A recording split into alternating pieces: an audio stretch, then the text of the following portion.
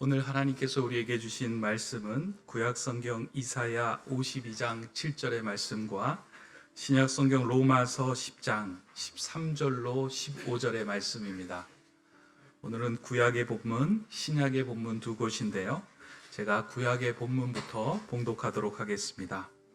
좋은 소식을 전하며 평화를 공포하며 복된 좋은 소식을 가져오며 구원을 공포하며 시온을 향하여 이르기를 내 하나님이 통치하신다 하는 자의 산을 넘는 발이 어찌 그리 아름다운가. 신약의 말씀입니다. 누구든지 주의 이름을 부르는 자는 구원을 받으리라. 그런즉 그들이 믿지 아니하는 이를 어찌 부르리요. 듣지도 못한 이를 어찌 믿으리요. 전파하는 자가 없이 어찌 들으리요. 보내심을 받지 아니하였으면 어찌 전파하리요. 기록된 바 아름답도다 좋은 소식을 전하는 자들의 발이여 함과 같으니라. 아멘. 우리 인사 한번 하겠습니다. 샬롬, 샬롬. 예, 한번 손가락으로 해서 옆 분들하고도 한번 인사. 샬롬. 예, 이상학 목사님 왔다 가셨을 것 같은데요. 저는 그렇게는 잘 못하고, 제가 학교 다닐 때는 장 목사님이 이렇게 훌륭한 목사님인지 몰랐는데요. 시간이 지나면서 또 동경도 갔다 오시고 목회하는 그 마음, 또 이 교회 와서도 오늘 아침에도 말씀을 나누는데 제 안에 참 감동이 있습니다. 오늘 예배 드리면서 참 여러분들 보는데 죄송합니다, 이런 표현 써서 참 미쳤다. 영어로 하면 crazy인데 그 영어 표현을 좀 옮기고 싶어요. 이 시대에 이런 어떤 작은 교회를 내가 출석한다? 여러분, 제정신은 아닌 겁니다. 근데 중요한 건 그 가운데 제가 교수인데 감동이 있어요. 너무 감동해서 너무 행복하고 그렇습니다. 제가 여기 너무 오고 싶었는데 그동안 못 왔어요. 근데 제가 아직도 여기 있는지 모르겠습니다. 화분을 보내놓고 못 버리게 큰 화분을 보냈습니다. 마음으로는 항상 함께 하고 싶어서 이렇게 보냈는데 앞으로도 계속해서 이 높은 데 세움교회 가운데 그 생명이 번성하는 그런 교회가 되기를 소망합니다. 목사님의 설교를 제가 쭉 이제 계속 듣지는 못하지만 어쩌다 한 번씩 이제 제가 들어요. 근데 보니까 요즘에 설교 제목들이 그 대학 선교 뭐라 할까요? 신학대학 교수님 같은 제목들, 과연 그런 제목들을 어떻게 할 수 있을까 싶은데 저도 용기 내어서 제목들이 다 헬라, 히브리 이런 표현들 쓰셔서 저도 그냥 유한겔리온 저도 좀 밀리면 안 될 것 같아가지고 일단 제목을 붙여봤습니다. 제가 아내가 그 TV를 어쩌다 한 번씩 보는데 저도 옆에 있다가 보게 되는 프로 중에 하나가 요즘 육아, 금쪽 같은 내 새끼, 그 프로를 가끔가다 한 번씩 봅니다. 그 프로를 보면서 되게 재밌는 지점이 있습니다. 재밌다고 표현하면 그렇지만 약간 흥미로운 지점이 있는데 처음에는 아이에게 문제가 있어서 그 프로에 나오잖아요. 그런데 시간이 지날수록 어떤 해결책을 제시할 때 보면 부모한테 문제가 있다는 쪽으로 결론이 나는 걸 보게 됩니다. 그래서 많은 것들을 생각하게 돼요. 요즘에 이제 어쩌다가 늘상 보는 건 아닙니다. 어쩌다가 이제 봤는데 아이가 딸아이인데 6살이 다 되었는데 그 아이가 엄마에게 젖을 빨기를 원하고 또 어부발을 해달라고 하는 아이였습니다. 그런데 거기에서 이제 그 프로그램을 이끌어가면서 해결책을 제시해 주시는 오은영 박사님이 시간이 지나면서 어떤 얘기를 하냐면 엄마에게 오히려 뭐라고 하는 겁니다. 아이가 잠깐 힘들 수 있고 어렵지만 그 아이에게 어부발을 멈추고 또 젖 물리는 걸 멈추라는 거예요. 그 불편함을 견뎌야 아이가 성장할 수 있다는 겁니다. 근데 그 불편함을 못 견디는 건 뭐냐면 거기가 바로 위장된 샬롬인 거예요. 우리가 평화라고 생각할 때, 평강이라고 생각할 때 그 잠시의 불편함을 못 견뎌 내는 것을 위해서 부모가 그 엄마의 입장에서는 아이를 사랑하고 아이가 힘들어할까 봐 그랬는데 그 오은영 박사의 말씀은 뭐였냐면 그것이 오히려 아이를 해치고 있다라고 이야기를 했습니다. 정말 부모가 아이를 사랑한 게 뭘까 생각하게 되는 이야기였습니다. 저는 그 이야기를 들으면서 많은 것들을 생각하게 되는 것 같습니다. 우리의 신앙이랄지 많은 것들을 생각하는데 특별히 세상 사람들이 한국 교회를 볼 때, 우리의 모습을 볼 때 어떻게 바라볼까? 우리의 신앙의 모습. 우리가 어쩌면 6살이 되었는데도 젖을 물리기를 원하고 그 다음에 또는 어부발을 해달라고 하는 그런 사람은 아닐까 이렇게 생각을 하게 되었습니다. 우리의 모습 가운데 그런 모습이 굉장히 많이 있다는 거죠. 근데 그게 어디서부터 왔을까? 저는 복음을 이해하는 우리의 방식이랄까, 우리의 태도 가운데 그런 것들이 있지 않을까 이렇게 생각을 해봅니다. 오늘 우리가 읽었던 말씀들은 너무나 잘 아는 말씀이고요. 로마서 10장 13절부터 15절까지 말씀은 너무나 많이 아는 말씀이죠. 그런데 우리가 로마서 이 말씀의 10장 13절부터 15절까지 있는데 우리가 13절 말씀을 너무나 잘 알고 있습니다. 13절 말씀에 이런 말씀이 나와 있죠. 13절 말씀 여기 나와 있지 않지만 13절 말씀은 이렇게 나와 있습니다. 누구든지 주의 이름을 부른 자는 구원을 받으리라. 그렇죠. 여러분 다 알고 있습니다. 교회 아마 처음 이제 오신 분도 있겠지만 아마 이걸 처음 배울 거예요. 누구든지 주의 이름을 부르는 자는 구원을 받으리라. 너무나 은혜되는 말씀인데 차치 이 말씀을 어떻게 볼 수 있냐면 부르는 나 때문에 구원이 주어진다고 착각할 수가 있다는 거예요. 내가 하나님을 부르는 것 때문에. 근데 그 뒤에 말씀을 읽어보면 뒷말씀을 통해서 우리가 이제 14절, 15절을 통해서 이 말씀이 갖고 있는 진정한 의미를 깨닫게 됩니다. 이 14절, 15절 이렇게 나와 있습니다. 그런즉 그들이 믿지 아니하는 일을 어찌 부르리요? 듣지도 못한 일을 어찌 믿으리요? 전파하는 자가 없이 어찌 들으리요? 보내심을 받지 아니하였으면 어찌 전파하리요? 기록된 바 아름답도다 좋은 소식을 전하는 자들의 발이여 함과 같으니라.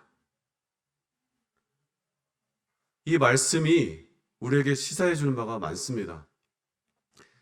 이 말씀 가운데서 우리가 바라봐야 될 게 뭐냐면 우리가 부름으로써 구원을 받는다는 이 말씀을 통해서 자칫하면 내가 기도하면 하나님이 다 들어주셔야 되고 내가 요청하면 다 아까 제가 예발을 들었던 것처럼 뭔가 어부바 해달라고 하면 업어주는 그리고 젖을 빨려달라고 하면 젖을 빨려주는 그런 하나님을 우리가 기대할 수도 있다.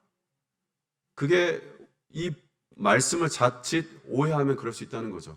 그렇지만 뒤에 말씀 14절과 15절을 보면 그 말씀의 의미가 조금 더 분명해집니다. 근데 그것을 조금 더 풀어서 제가 간단하게 한번 보겠습니다. 이렇게 나와 있습니다. 우리가 구원의 과정이라는 게 있는데 구원의 과정이라는 게 처음에 우리가 여기 나와 있는 것처럼 주의 이름을 부르면 구원 받는 거죠. 그런데 그거 앞에 전제되는 게 있어요. 뭐가 있어야 되냐면 믿음이 있어야 됩니다. 그렇죠? 그러면 믿음만 있어야 되는 게 아니라 믿기 위해서는 듣는 것이 먼저 있어야 돼요. 그렇죠? 너무 단순합니다. 그 다음에 듣기 위해서는 먼저 전파되는 게 있어야 되는 거예요. 그런데 전파되기 위해서는 먼저 뭐가 있어야 돼요? 보내심을 받음이 있어야 된다는 거죠. 우리가 이 차원을 기억을 해야 됩니다. 그러니까 보내심이 있어야 결국 우리가 믿게 되고 주의 이름을 부를 수가 있게 된다는 거죠. 이 순서를 잊으면 안 돼요. 그런데 여기서 중요한 건 뭐냐면 이 보내심 가운데는 두 가지 중요한 지점이 있는데 어떤 거냐면 바로 좋은 소식을 위해서 가지고서 보내심을 받았다는 거고요. 또 한 가지는 그 좋은 소식을 만드시는 분, 그 좋은 소식의 주체가 누구냐? 하나님이시라는 거죠. 그러니까 보내신 분도 하나님이시고 좋은 소식을 만드신 분도 하나님이라는 사실입니다. 이게 굉장히 중요한 지점이에요. 이 지점을 우리가 꼭 기억해야 됩니다. 그러니까 하나님이 좋은 소식의 주체이시고 또 보내시는 주체라는 거죠. 오늘은 제가 목사이기도 하지만 우리가 이 내용에 우리가 너무나 잘 아는 내용이지만 우리 높은 뜻 세운교회가 정말로 더 단단하게 세워가기 위해서 우리의 복음의 출발점부터 한번 점검해 볼 필요가 있다는 측면에서 이 말씀을 같이 나누어 가려고 합니다. 우리가 보내심이란 말, 먼저 보내심이란 말을 살펴보고 싶은데요. 이 보내심이란 말은요, 사실은 원래 이 보내심이란 말의 뜻은 선교입니다. 다르게 표현해 보자면 우리가 미션이라고 하는 말, 그 말의 원래 말, 뜻이 바로 선교입니다.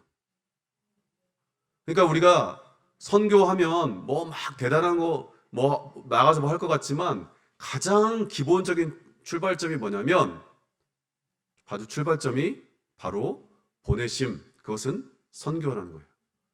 선교라는 말은 다시 보내심, 그게 가장 문자적인 뜻이에요. 근데 중요한 건 뭐냐면 하나님께서 보내셨다는 거죠. 이걸 놓치면 안 됩니다. 요한일서 4장 9절에서 10절 말씀에 이런 말씀이 나와 있습니다. 우리가 잘 아는 말씀이라고 생각하는데, 하나님의 사랑이 우리에게 나타난 바 되었으니 하나님이 자기의 독생자를 세상에 보내심은 그로 말미암아 우리를 살리려 하심이라. 사랑은 여기 있으니 우리가 하나님을 사랑한 것이 아니요 하나님이 우리를 사랑하사 우리 죄를 속하기 위하여 화목제물로 그의 아들을 보내셨습니다. 선교가 뭐냐면 바로 하나님이 우리를 사랑하셔서 그의 아들을 보내셨음. 보냈다는 말이 아까 뭐라고 그랬어요? 선교라고 그랬잖아요. 그러니까 9절 10절 동일하게 뭐라고 하냐면 선교의 주체는 하나님이시고 그 하나님이 그의 독생자 예수 그리스도를 보내셨다는 거죠. 세상을 구원하기 위해서. 이 시점을 우리가 잘 기억하고 있어야 됩니다. 그래서 선교라는 것은 우리가 하는 게 아니라 누가 하는 거예요? 하나님이 하시는 겁니다. 높은 뜻 세운교회 앞으로 우리가 해야 될 많은 일들이 있지만 우리가 하는 것 같고 장 목사님 하는 것 같고 여러분들이 하는 것 같지만 하나님이 그것을 시작하지 않으시면 그건 하나님의 선교가 아니라는 거죠. 그래서 저는 믿습니다. 우리 공동체 안에서 하나님이 이미 선교하고 계시다는 것을 믿습니다. 이 퇴계원 가운데 하나님이 우리 세운교회를 통해서 이미 여러분들 이 땅에 보내셔고 또 여러분을 통해서 그런 일들을 이루어가고 계시다는 것을 믿습니다. 자, 두 번째로 생각할 부분이 뭐냐면 오늘 본문에서 우리가 좋은 소식이라고 그랬는데 좋은 소식이라는 말은 뭐냐? 사실은 이 좋은 소식이란 말은 여기에 이사야서 52장 7절 말씀, 또 오늘 본문에 좋은 소식이라고 쓰인 말씀은 우리가 신약성경에 보면 복음이라고 나와 있는 말씀과 동일한 표현입니다. 우리가 이제 한국말로 옮겨놓은 번역은 이렇게 좋은 소식하고 또 복음이라고 옮겨졌지만 원래 원어를 쫓아가 보면 그 원어가 바로 오늘 제가 제목 삼았던 유앙겔리온이에요. 유앙겔리온. 이게 복음이란 말, 좋은 소식 또는 기쁜 소식, 다양한 말로 번역될 수 있는데 어쨌든 이 원래 말이 유앙겔리온이에요. 자, 근데 우리가 유앙겔리온이란 말을 복음이랄지 좋은 소식이라고 옮기다 보면 우리에게 착각하기 좋은 지점이 있습니다. 우리가 갖고 있는 복이라는 말에 선입견이 있기 때문에 복이라는 말은 선입견이 뭡니까? 나한테 좋은 일이 생기는 것 이렇게만 국한시켜서 생각하기 좋잖아요. 그러다 보면 복음을 오해할 수 있어요. 나를 위해서만 좋은, 내게 좋은 이런 식으로 생각할 수 있는데 유앙겔리온이 갖고 있는 원래 뜻을 좀 쫓아가 보면 그 말의 의미가 우리의 복음에 대한 이해를 좀 더 새롭게 해줄 수가 있습니다. 복음이란 말, 유앙겔리온이란 말의 원래 뜻은 뭐냐면 이런 뜻입니다. 황제의 즉위, 전쟁의 승리 이런 것들을 말해주는 표현이 바로 유앙겔리온이에요. 그러니까 유앙겔리온이란 말은 우리 기독교인들이 만들어내는 말이 아니라 원래 있던 말이에요. 어떤 말이냐면 유앙겔리온, 그 말은 개인적인 사람들을 사적으로 그냥 그런 소식이 아니라 마치 전체 백성이 알아야 될 그런 것들을 알리는 겁니다. 그게 바로 유한겔리온이에요. 그러니까 복음서를 썼던 많은 사도들, 성경을 썼던 사람들이 유한겔리온이라는 표현을 썼을 때는 당시에 유한겔리온이 갖고 있는 표현을 가져온 겁니다. 유한겔리온? 그럼 사람들이 딱 할 때, 아, 이게 무슨 말일까? 할 때 이미 그 사람들 속에는 이미 알고 있는 거예요. 아, 이거 무슨 황제가 즉위했나? 전쟁에 승리했나? 뭐가 이런 정치적으로나 사회적으로나 대단한 사건을 일어났다는 것을 지금 전제하고 있는 겁니다. 그러니까 이 말씀 속에서 우리가 그런 것들을 우리는 못 느끼잖아요. 복음 그럼 여러분 느껴집니까? 그런데 당시 사람들 유한겔리온 하면 느껴지는 거예요. 뭔 일이 났구나. 그래서 여러분 복음서를 읽어보면 특별히 마태복음 같은 데 보면 예수님이 통치자로 왕으로 이 땅에 오셨다는 것이 마태복음이 계속해서 하는 얘기입니다. 그리고 복음서에서 하는 게 뭐예요? 예수님이 주시다. 그 주라는 표현, 큐리오스라는 말이 당시에는 황제한테만 불렀던 표현이에요. 새로운 통치자가 등장했다. 지금 그런 얘기를 하고 있는 겁니다. 그래서 예수님의 복음의 중심에 뭐가 있냐? 사람들이 이제 학자들이 연구하잖아요. 예수님이 복음이라고 말할 때 그 예수님의 복음, 그 복음에 어떤 이야기가 있냐면 바로 여러분들 이번 그 주보에 보니까 목사님이 벌써 설명을 잘 해놨습니다. 자세히 잘 안 보시지만 그 표 밑에 하나님 나라라고 하는 표현 있잖아요. 예수님은 계속해서 복음이라고 말하면서 하나님 나라를 이야기했어요. 하나님 나라. 네, 하나님 나라. 그런데 계속해서 이게 이어지는 얘기입니다. 근데 우리가 하나님 나라라고 이야기할 때 하나님 나라를 우리가 오해할 수 있습니다. 오해할 수 있어요. 근데 하나님 나라에 대해서도 우리가 조금만 더 살펴보겠습니다. 예수님이 말했던 하나님 나라가 뭘까? 예. 하나님 나라에 대해서 잠깐 살펴보면 하나님의 나라는 우리가 오늘날 이 하나님 나라라는 표현을 읽을 때 어떻게 읽기가 쉽냐면 요즘에 우리가 민주국가에 살잖아요. 그죠? 주권은 누구에게 있습니까? 국민에게 있잖아요.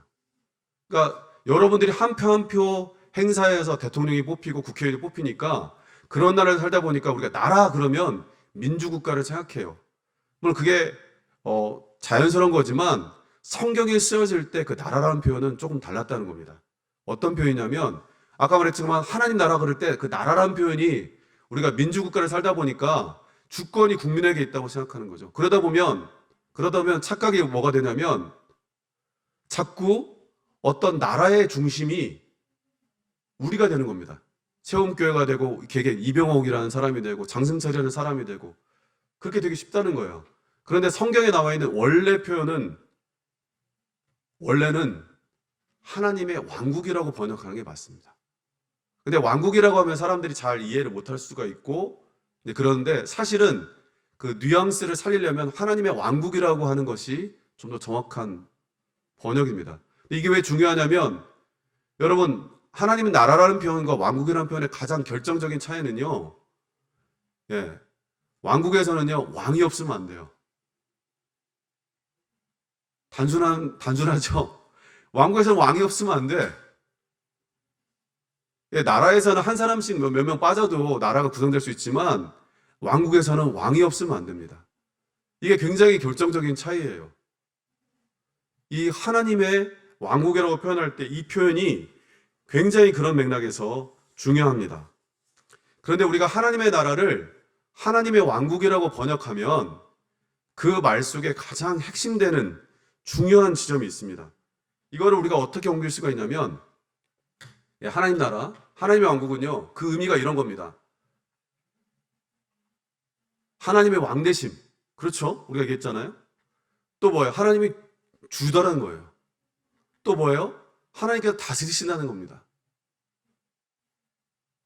자, 아까 우리가 아이의 표현처럼 내가 울고 떼써서 내가 원하는 대로 방향을 바꾸는 것이 그것이 정말로 건강한 그런 방식인가? 아니면 부모가 그 아이의 시간에 맞게 그 방향을 끌어가는 게 맞는 건가? 그것과 비슷한 맥락이 여기에 있습니다. 조금 더 이야기를 해보자면 그냥 한마디로 얘기하자면 하나님께서 다스리신다. 하나님께서 통치하신다. 이게 복음이라는 거예요. 여러분 표정 보니까 복음 같지 않네요. 그렇죠? 왜냐면 이게 낯설거든요. 하나님이 통치하신다는 게 왜 복음이지? 왜냐면 우리 그렇게 들어오지 않거든요. 나를 사랑하시고 내 편이 되어주시고 내가 원하는 것을 해주시는 그런 하나님에 대해서만 생각했는데 실제로 성경이 말하는 복음은 그런 복음이 아니라는 거죠. 실제로 이스라엘 백성에게 이스라엘 사람들의 꿈, 이스라엘 사람들의 소망이 뭐냐면 바로 이 하나님이 통치하신다. 이게 이스라엘 사람들의 소망이었습니다. 시편 146편 10절에 시온아 여호와는 영원히 다스리시고 내 하나님은 대대로 통치하시리로다. 할렐루야. 다시 한번 읽어드리겠습니다. 시편 146편 10절인데 시온아 여호와는 영원히 다스리시고 내 하나님은 대대로 통치하시리로다. 할렐루야. 하나님이 아브라함을 부르셨을 때 갈대의 우르 땅에는 이미 왕이 있었습니다. 그 다음에 이집트 땅에, 애굽 땅에 아브라함이 갔을 때 그 땅에도 이미 바로 그 땅에 통치자가 있었죠. 그렇지만 하나님께서는 이스라엘 땅에 왕을 처음엔 두려고 하지 않으셨어요. 하나님이 원하시는 건 뭐냐면 하나님이 직접적으로 통치하시는 그 세상이 하나님이 보시기에 좋은 세상인 거예요. 사사기에서 사람들이 왕을 구할 때 그들에게 죄가 들어왔을 때 그들이 왕을 구했습니다. 그들의 필요한 왕. 이게 중요한 지점입니다. 그래서 여러분 오늘 우리 사도 바울이 복음에 대해서 설명하면서 그가 인용한 구절이 바로 이사야서 52장 7절입니다. 이사야서 52장 7절 우리 같이 한번 읽어보겠습니다. 이사야서 52장 7절 우리 같이 한번 읽겠습니다. 시작.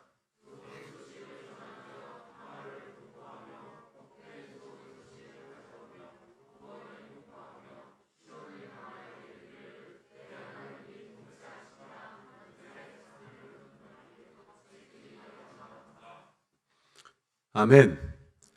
자, 여기서 말하는 좋은 소식, 바로 좋은 소식이 바로 유앙겔리온입니다. 유앙겔리온.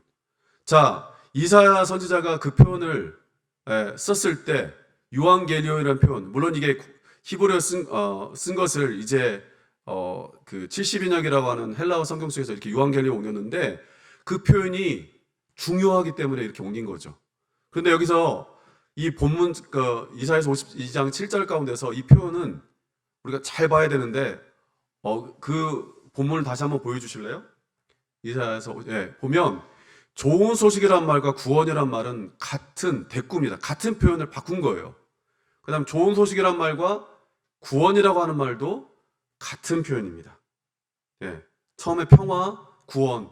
그 다음에 그것을 다시 표현하는 게 뭐냐면 내 하나님이 통치하신다. 그게 바로 좋은 소식입니다. 그러니까 이 좋은 복음이라는 말은요, 평화이고 또 구원이고 또 하나님이 통치하신다. 이 말들은 서로가 바뀌어서 동일하게 왔다 갔다 할 수 있는 표현들이에요. 그래서 이사야서 52장 7절에서 말할 때 이사야 선지자는 어떤 걸 꿈꿨냐면 바벨론으로의 포로 세상으로부터 하나님이 우리를 구원해 내실 거야. 그 다음에 이 본문을 읽어가는 많은 사람들은 어떻게 읽었냐면 이제 헬라랄지 로마 세계로부터 우리를 구원해 내시는 하나님이 통치하시는 세상을 꿈꾸는 게 바로 이 본문을 읽어가는 사람들의 그러한 이해였는데요. 이 말씀을 신약에 와서 바로 사탄의 지배, 그러니까 단순히 로마의 지배도 있지만 더 나아가서 사탄의 지배로부터 하나님이 이 땅을 통치하시고 이끌어 가신다. 그게 복음이라는 겁니다. 나라, 왕국 하면은 조금 정적이고 추상적이지만 구체적으로 하면 하나님이 다스려 가신다는 거예요. 조금 어려울 수도 있지만 제가 이 말씀을 드리는 이유는 우리가 조금 더 구체적으로 이 말씀을 적용해 보기 위함입니다. 그럼 어떻게 적용할 수 있냐? 사도 바울이 굉장히 좋아했던 표현이 있어요. 어떤 표현이냐면 영어로 하면 in Christ 혹은 in Jesus Christ. 어떤 표현이에요? 자, 예수 그리스도 안에. 여러분 우리가 예수 그리스도 안에 있다는 표현을 많이 쓰잖아요. 그죠? 우리가 예수 그리스도 안에 있다. 근데 그게 굉장히 개인적으로 우리가 기도할 때랄지 뭔가 이렇게 평안한 마음을 잡을 때 그렇게 하는데, 사도 바울이 쓰는 예수 그리스도 안에라는 표현은 그 아니라는 경계가 굉장히 중요합니다. 어디까지가 아니에요. 여러분 생각할 때가 어디까지가 아닌가. 영어로 in이라는 거 어떤 아니잖아요. 그죠? 이게 지금 교회 건물 안에 있으니까 아닌데, 이건 세움교회 우리가 안에 있는 거잖아요. 여러분, 예수님 그리스도 안에 있다는 그게 어떤 겁니까? 단순히 내 개인적인 삶? 이 말씀이 생각보다 사실 그렇게 이해하기 쉬운 표현이 아니에요. 단순히 감정적인, 감상적인 표현이 아니라 이게 사도 바울이 말했던 그런 원래적인 복음의 취지를 쫓아가 보면 내가 하나님의 통치 아래 있다는 겁니다.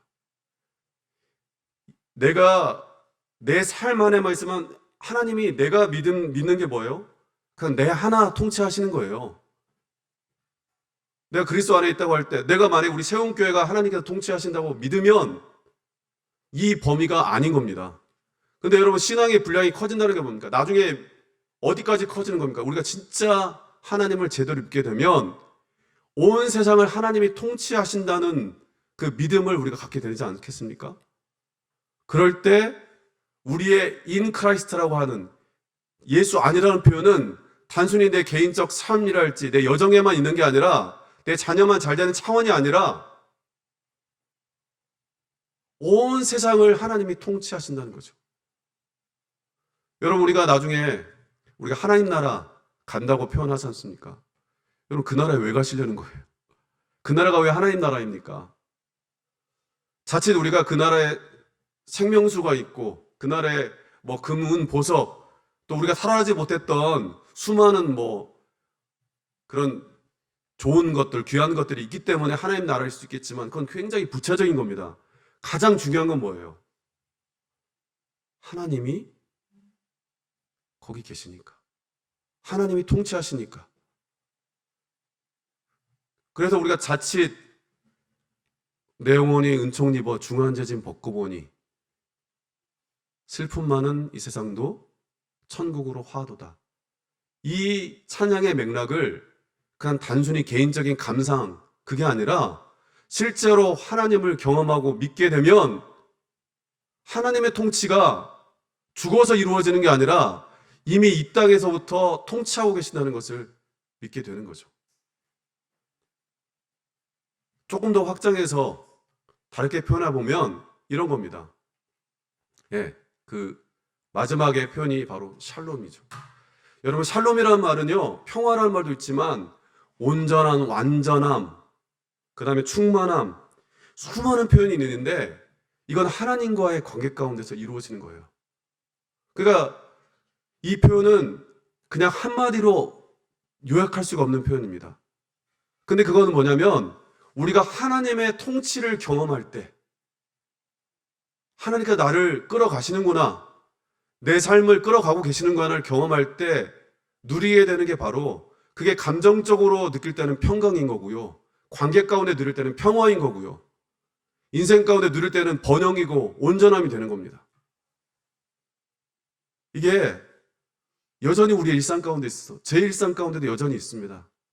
여러분이 하나님이 어디까지 통치하신가를 믿는가 여러분 스스로에 한번 물어보시기 바랍니다. 어제가 저희 할아버지 추도 예식이 있는 날이었습니다. 저희 그 친가는요 확연하게 구분됩니다. 저희 집 외에는 다 예수를 믿지 않습니다. 그래서 제가 목사이니까 추도 예배 때 제가 그 추도 예배를 가서 인도를 합니다. 그런데 어제는 제가 이제 학교에서도 봉사하기 때문에 학교에 일이 있어서 못 가게 되었어요. 근데 저희 어머님이 막 짜증도 내시고 저한테 막 그 안에 평화가 없는 거예요. 왜냐면은 저희 어머니가 이제 그 예배를 추도 예식을 인도해야 되는 상황이 되니까 마음이 심란해진 겁니다. 그러니까 그 안에 평강이 사라진 거예요. 근데 저도 마음이 힘들었습니다. 이거 어떻게 해야 되지? 이거 어떻게 해야 될까? 그 저희 일상에 있는 일이잖아요.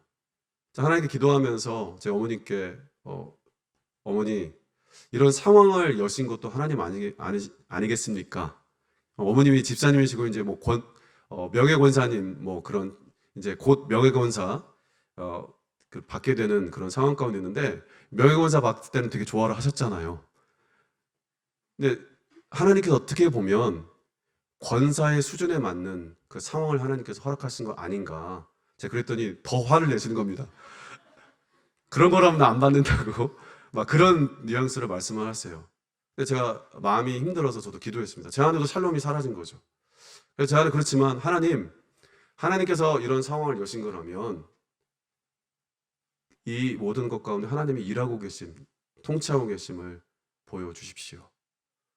그래서 제가 이제 예배 순찰할지 또 설교문도 보내고 그랬는데 막 저한테 설교문 2장이나 보냈냐고 막 그랬는데, 놀라운 거는요, 하나님께서 또 저희 한 믿음 하시는 이모님이 계시는데, 그분이 갑자기 오랜만에 전화하셔가지고 2시간 넘게 통화하셔서 나중에 어떻게 말까지 말씀하시냐면, 설교하지 말고 언니 간증해, 한 단계 더 나가는 거죠. 근데 어제 제가 다 모든 게 끝나고 나서 학교 행사 끝나고 나서 전화를 했습니다. 좀 두려운 마음이었어요. 어떡하지 했는데 너무나 기쁘고 감사하게 그분의 입으로 말하는 겁니다. 담대하게 말씀 전했고, 전하는 가운데 내 안에 기쁨이 있었고, 너무나 사람들이 열심히 듣고 있는 모습을 보았다고 그랬어요. 그러니까 그 전에 그 시댁 식구들하고 그냥 위장된 평화로서의 샬롬을 누릴 수 있었겠지만, 말씀을 나누고 본인의 삶을 간증함으로써 그런 어떤 평화의 관계가 깨진 것 같았지만, 오히려 그런 상황들 속에서 하나님이 역사하시고 다스려 가신다는 것을 본인 스스로가 깨닫게 된 거죠. 하나님의 통치하심, 하나님의 다스리심, 하나님의 인도하심을 직접적으로 경험하게 된 겁니다. 여러분, 홍해의 발을 담그기 전까지 이스라엘 사람들은 홍해가 갈라지는 경험을 하지 못했습니다. 성경은 분명히 말하고 있어요. 발을 담그고 나서야 홍해가 갈라졌다고 그랬습니다. 우리가 하나님의 통치, 하나님의 다스리심은 그분의 역사 가운데 우리가 발을 디딜 때, 그때 비로소 우리가 하나님의 통치를 경험하게 되고, 진정으로 하나님의 통치를 경험한 사람은 그 안에 또 그 관계 가운데, 삶 가운데 진정한 샬롬을 누리게 되는 줄로 믿습니다.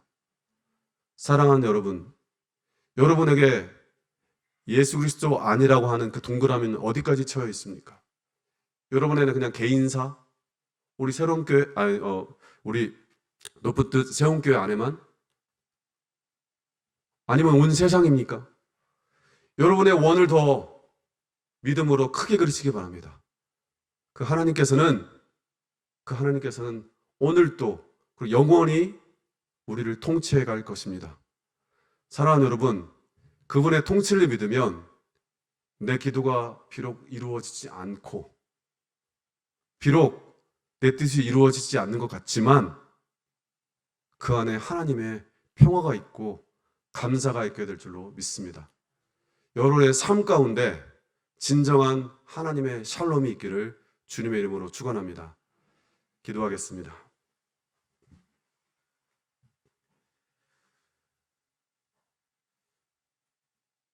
사랑과 은혜가 충만하신 아버지 하나님, 하나님의 유한겔리온, 하나님의 나라가 저에게 먼저 이루어지길 소망합니다.